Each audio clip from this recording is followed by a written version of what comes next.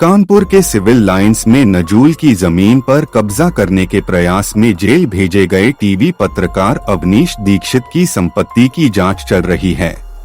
जांच के दौरान नाला सफाई घोटाले में अवनीश की फर्म की भूमिका सामने आई है।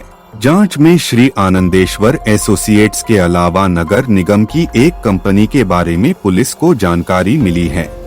हिंदी अखबार अमर उजाला में प्रकाशित खबर के मुताबिक पुलिस की प्राथमिक जांच में पता चला कि बिजली विभाग में 90 लाख रुपए का पीएफ घोटाला और नगर निगम में नाला सफाई का ठेका जीतू उर्फ सुनील के नाम था। जीतू अवनीश का करीबी है।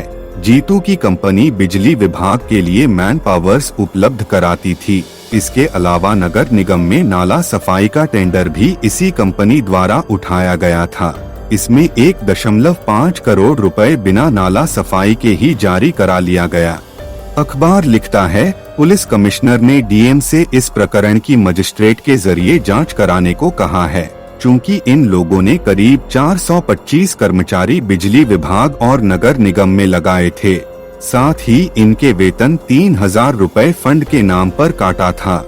ऐसे में पुलिस कमिश्नर की तरफ से ईपीएफओ के अधिकारियों को भी पत्र भेजकर यह पूछा गया है कि आखिर लेबरों का पीएफ कैसे कटता है और उसमें कंपनी द्वारा पैसा जमा कराने का क्या तरीका होता है। अखबार के मुताबिक जांच के दौरान पुलिस को आरोपियों के साथ ही विभागों के असहयोग का भी सामना करना पड़ रहा है। अवनीश के करीबियों की फर्म की जानकारी मांगने पर नगर निगम और केस को जवाब नहीं दे रहा है।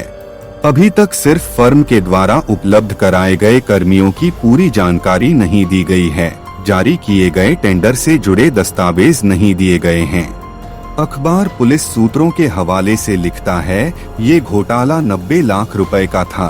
जीतू उर्फ सुनील शुक्ला और उनके साथ के लोगों ने डिजिटल सिग्नेचर बनाकर इसी बैंक में दूसरा खाता खोलकर फंड की रकम ट्रांसफर कर ली थी। इस गबन की वजह से केस्को ने बालाजी कंपनी को ब्लैक लिस्ट कर दिया था। कुछ ही महीनों बाद लघु उद्योग विभाग से इस कंपनी की ब्लैक लिस्ट से नाम हटा दिया और ये फिर से काम लेने लगी। पुलिस कमिश्नर अखिल कुमार ने अखबार को बताया, नगर निगम में हुई 1.5 करोड़ रुपए की अनियमितता को लेकर डीएम से मजिस्ट्रेट जांच कराने के लिए कहा गया है। साथ ही ईपीएफओ को भी पत्र लिखा गया है। जानकारी के आधार पर आगे कार्रवाई की जाएगी। Bureau report, Dastak live news.